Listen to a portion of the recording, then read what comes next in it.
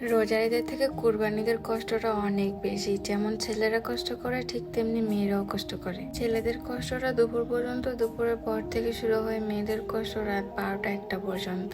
ঈদে যদি বেশি বেশি মাংস, কলিজা, ভুড়ি, নেহারি রান্না করা না হয় তাহলে আসলে এটা ঈদের মতো লাগেই না। তো যতই কষ্ট হোক এটাই আমাদের জন্য খুশি। আমার আবার রোজার ঈদের থেকে কুরবানি ঈদটাই বেশি ভালো লাগে। এখানে আমি প্রথমেই কলিজা, গুর্দা, হ্যাপসাটা খুবই সুন্দর করে কেটে কুটে ধুয়ে নিয়েছি। এবার সব মশলা দিয়ে সুন্দর করে হাতে মাখিয়ে বসিয়ে দিব। আর হ্যাঁ, এর আগেও কিন্তু আমি একটু গোস্ত রান্না করেছিলাম, যেটা কুরবানি দেওয়ার পরই বাসায় আনা হয়েছিল। তো ওইটা প্রথমেই রান্না করে নিয়েছিলাম। আলহামদুলিল্লাহ, কুরবানির প্রথম মাংস রান্নাটা খুবই মজা হয়েছিল। তো কলিজাটা মেখে সুন্দর করে পাশের চুলায় বসিয়ে দিয়েছি। এখন আমি আবার মাংস রান্না করব। এখন বেশ অনেকটা মাংসই রান্না করব।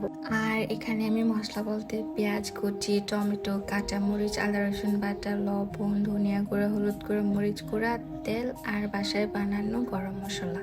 আর হ্যাঁ, এখানে আমি গোটা গরম মশলাও দিয়েছিলাম, যেটা ভিডিওতে ওঠেনি। তো এখন আমি সুন্দর করে হাতে মাখিয়ে একটা ঢাকনা দিয়ে ঢেকে দিব। তো এরই মধ্যে কিন্তু আমার কলিজাটাও প্রায় রান্না হয়ে গেছে। এখন শুধু কাঁচামরিচ আর একটু জিরা গুঁড়া দিয়ে দিব। তারপর একটু গরম মশলা গুঁড়াও দিয়ে ইচ্ছা মতো নেড়ে চেড়ে আবারও 5-10 মিনিটের জন্য ঢেকে দিব।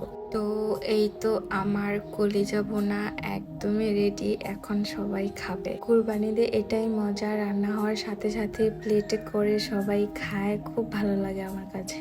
তারপর আমি রান্না করব না, আমি সব মশলা দিয়ে মানে গরুর ভুঁড়িটা একটু কষিয়ে রাখবো, যাতে পরে আমি এটা তেলে ভাজতে পারি। তো বটের মধ্যে আমি তেমন মশলা দিইনি, জাস্ট এখানে আমি পেঁয়াজ কুচি, আদা রসুন বাটা, লবণ, হলুদের গুঁড়া, মরিচের গুঁড়া আর ধনিয়া গুঁড়া দিয়েছি। তারপর সুন্দর করে হাতে মাখিয়ে বসিয়ে দিব। এই তো আমি সুন্দর করে হাতে মেখে নিয়েছি। এখন একটা ঢাকনা দিয়ে ঢেকে দিব, তারপর চুলাটা ধরিয়ে দেব।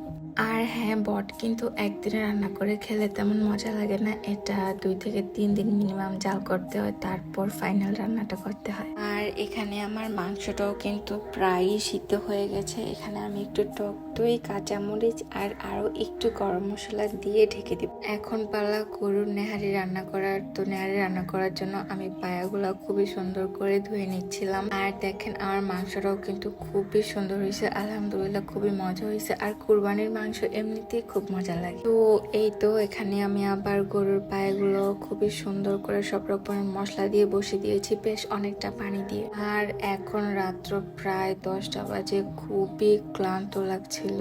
তো একটু চা করে নিলাম। চা খাওয়ার পরে একটু ভালো লাগছিল। তারপর আমি গরুর পায়েটা খুবই সুন্দর করে নাড়াচাড়া করতে পারছি, মানে প্রায়